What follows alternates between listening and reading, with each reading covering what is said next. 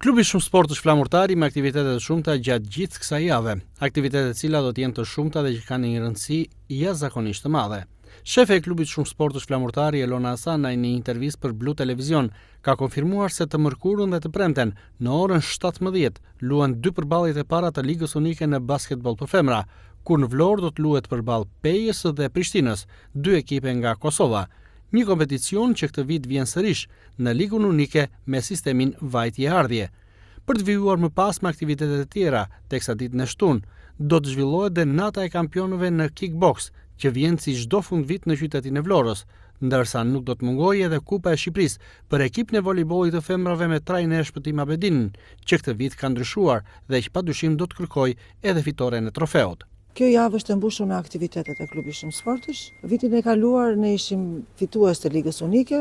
Si vjet do të startonim si vitin e kaluar përsëri për Ligën Unike. Unë mendua që kjo ligë do të bëjë në Kosovë me sistem grumullimi. 2 ditët e fundit është marrë vendimi që duhet të startojmë përsëri si vitin e kaluar me sistemin vajtje-ardhje. Për të kapur ritmin duhet të bëjmë 2 ndeshje këtë javë. Startojmë ditën e nesërme në orën 5 me Pejën. Ditën e premte kemi ndeshje me Prishtinën përsëri në orën 5. Siç e thash edhe më parë, kjo javë është e mbushur me aktivitete. Ditën e shtunë, si çdo vit, në Vlorë organizohet nata e kampionëve. Federata Shqiptare e Kickboxit e organizon përsëri në Vlorë këtë aktivitet. Marrin pjesë kampion nga vende të ndryshme të botës. Është një ditë që do jetë e mbushur me spektakël dhe me emocion. Kemi Kupën e Republikës në volejboll për femra, që jemi pretendentët kryesor për ta marrë këtë Kupë Republike, zhvillohet në Rëshen. Trajneri i ekipit Shpëtim Abedini ka punuar fort për këtë kupë. Ka vite që kjo kupë nuk ka ardhur në Vlorë, jemi të entuziazmuar, kemi punuar që kjo kupë, pse jo, mbas kaq vitesh të vinë në Vlorë. Ekipi i volejbollit ka ndryshuar, në përbërjen e tij ka 3 lojtare të huaja, 3 lojtare amerikane dhe mendojmë që patjetër kjo kupë do vinë në Vlorë. Hasanaj ka theksuar ndërkohë se Liga Unike sjell në 3 ditë 2 ndeshje me ekipe shumë të forta nga Kosova, që kanë si objektiv të vetim pikërisht këtë kompeticion.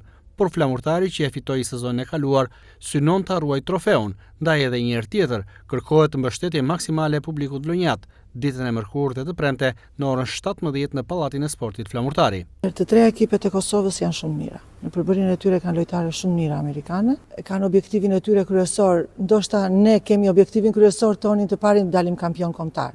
Ata objektivin e tyre këtë vit e kanë synojnë Ligën Unike. Dhe Peja vjen më fort se vitin e kaluar.